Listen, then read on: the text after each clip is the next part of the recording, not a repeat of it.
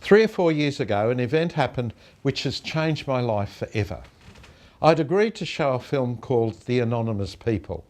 Now, this was about people who were recovering from drugs and alcohol who wanted to tell their story. Our numbers are unbelievably strong, but yet we have no voice. There's a lot of us. Everyone knows somebody. New soldiers join this growing movement every day. People in recovery, their families, and their friends, coming together in the annual marches that began in September. And they wanted to tell their story to the world, to encourage other people who were hopelessly addicted that there was hope. Because so many people in their addiction believe there's no hope and there's nowhere to go. And this group of people said, it's time for us to get out and tell the world our story and encourage others to join with us. This is the one who's been putting this all together. Every time I watch that, more and more sticks out, because this is really about a new language. You know, we're so used to identifying as an alcoholic or an addict. That's what I am, but that new language that they're talking is actually so powerful.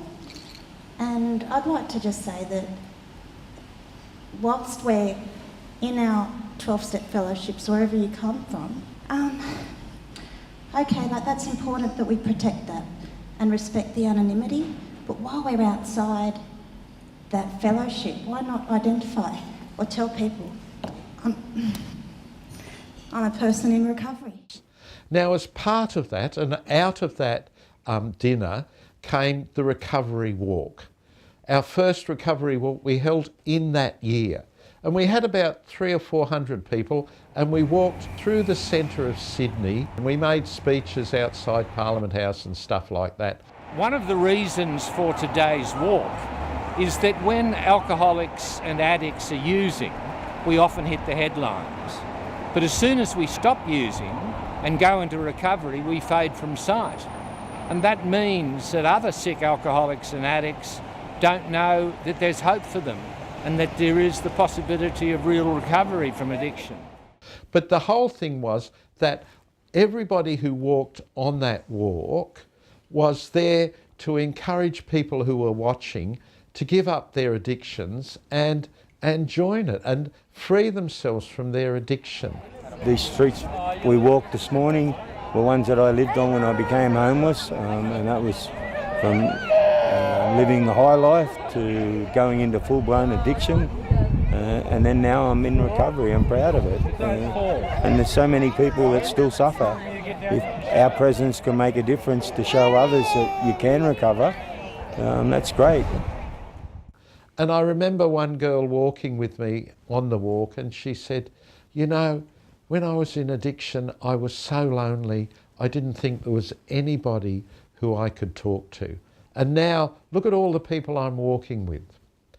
Out of that, I have met so many wonderful people. And I ended up being involved in the Recovery March in England. And this year, we held the Recovery March in the old medieval town of Shrewsbury.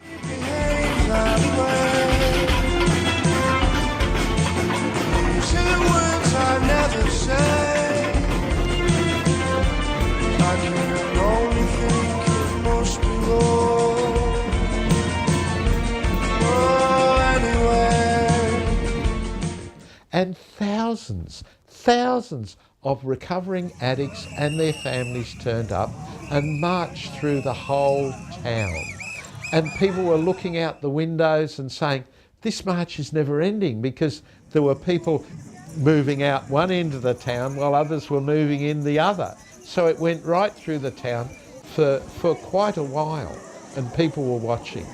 And as I was walking through, I was walking beside 3 men. And they were talking to each other. And the one in the middle I could hear, and he was talking to the 2 mates, and he was saying, you know, he was saying, I'm afraid of crowds, but I had to come. He said, I've been in jail, and I just got out of jail, and I don't want to go back. I want to build a better life for me. I want to get my life together. And I thought, mate, those people with you, they will help you through all this.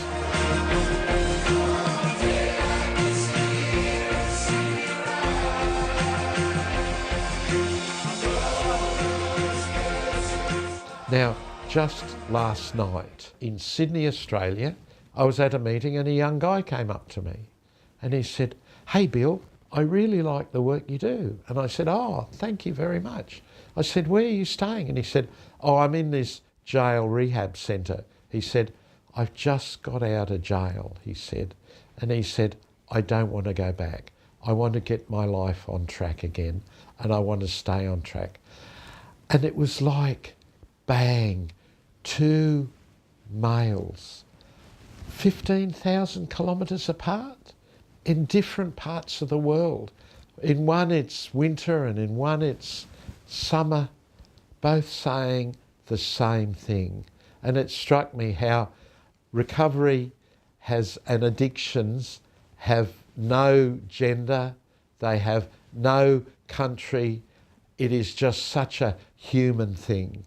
And our recovery walk, we're holding on the 4th of November in Sydney, and I'd love you to come with us. I'd love you to come to say to other people who are watching, who'll be standing on the footpaths watching, we're saying to people, hey, you might be addicted to drugs and alcohol or some sort of maladaptive sort of practices, but you don't have to stay there.